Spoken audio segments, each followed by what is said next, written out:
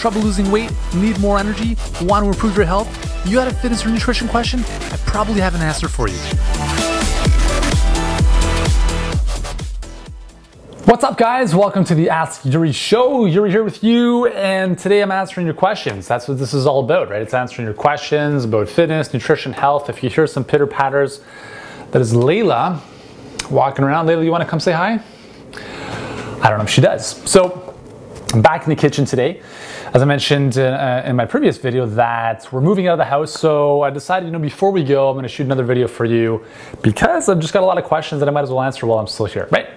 So before we get there, so today we're talking about non-fluoridated toothpaste, which is a kind of a really random topic, but I figured, you know what? I've got this stuff, I might as well show you.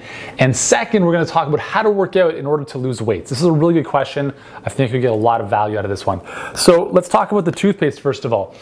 So Francese, I think that's the name.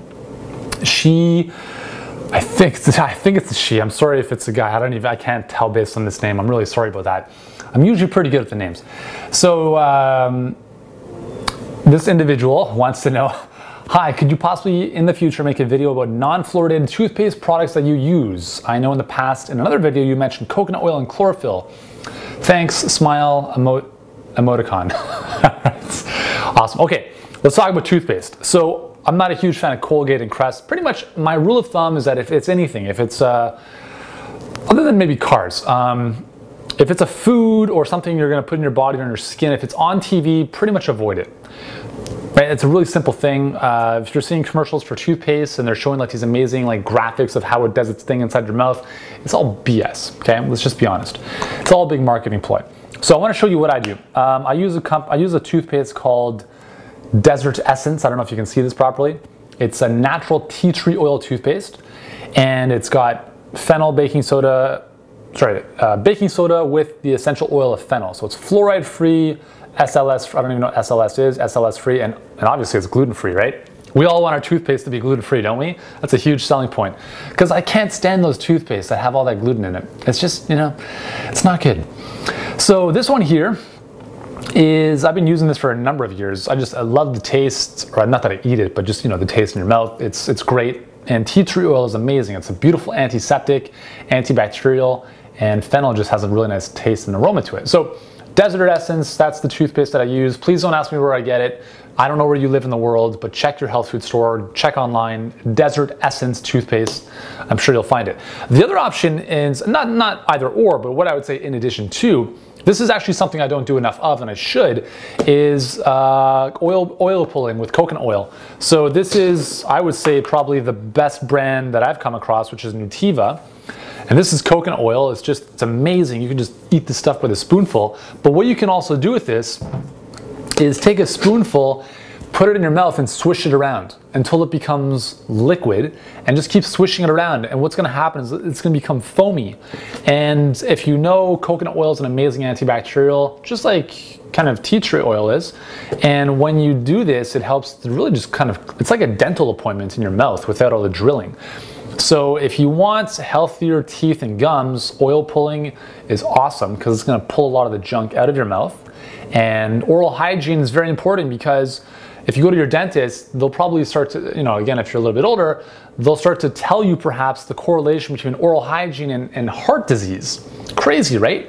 Why would you think that? Well, again, if bacteria are coming in your mouth and they seep into your bloodstream, that can become an issue for plaque development and atherosclerosis and eventually heart disease. It's crazy. So, you can do this on a daily basis. If you want, just swish it around for a couple minutes, spit it out.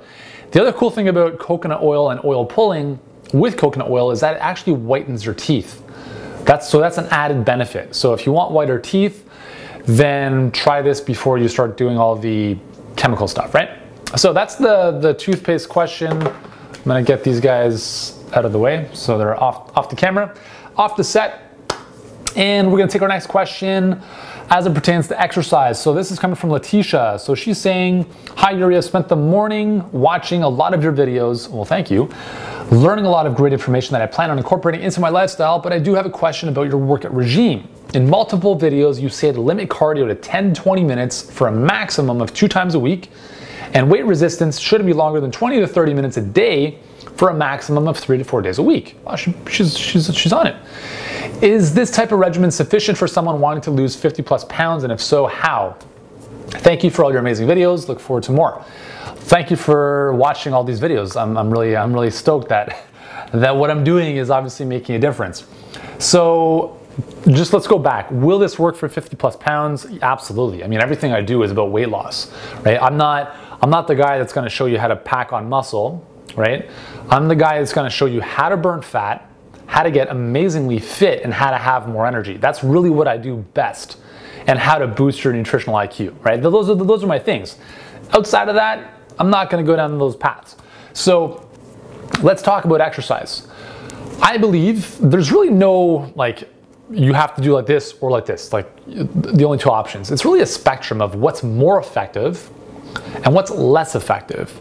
So there are programs, I'm not going to name any names, that you see on TV that have you exercising 7 days a week or 6 days a week for an hour and a half to 2 hours at a time.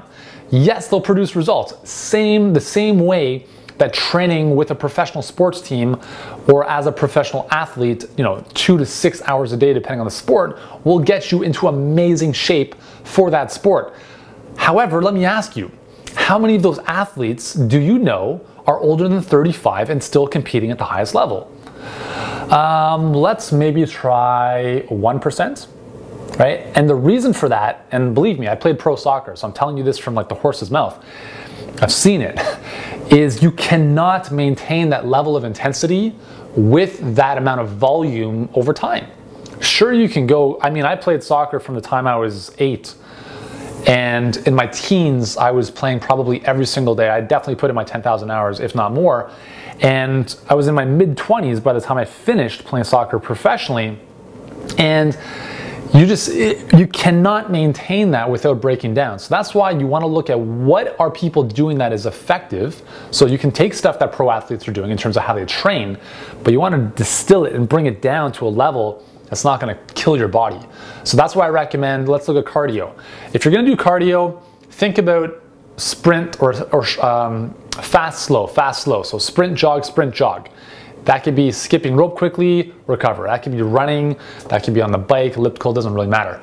But the key with cardio is that you want to limit it unless it's being used as a recovery tool, right? Because if you do too much cardio long duration, you're going to lead to a lot of overuse injuries because it's a very linear movement. There's no lateral, multi-directional stuff, so it creates imbalances, and it's very overused, pound.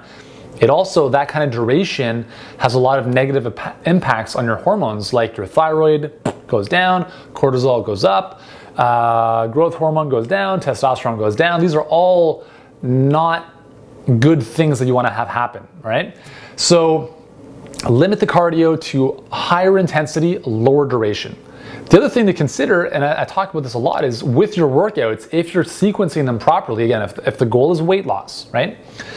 You don't always have to do this, but if you want to save time, 20-minute workouts. If you use any of my workouts, this is pretty much how they all work. Full body movements, you get a lot of muscle involved, right? The more muscle involved, the more oxygen you have to bring in to fuel those muscles. Therefore, you're going to be huffing and puffing. Where else do you huff and puff? When you're doing cardio, right? So if you're using full body exercises with the proper resistance or the proper kind of setup in terms of sequencing of exercises with less rest, then you're naturally going to be huffing and puffing, your heart rate's going to be elevated, and you're going to be sweating. Those are all indications that you're getting a cardiovascular workout while also strengthening your body.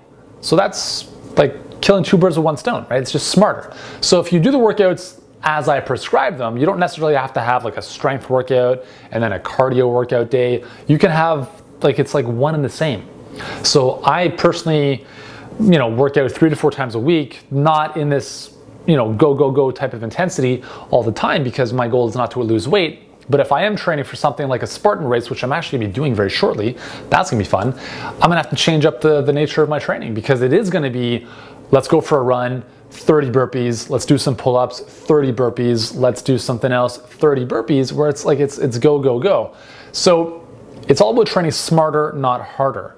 And the whole idea is that intensity and duration are on two opposite sides of a spectrum. So if the higher the intensity is, the lower the duration must be. You can't sprint for an hour. It's physically impossible. right? You can sprint for maybe 10 or 15 seconds. So the higher the intensity, and intensity meaning full body, right? Getting more muscle involved, using more resistance, heavier weights. Those are the two big markers of intensity, right? The higher the intensity, the lower the duration.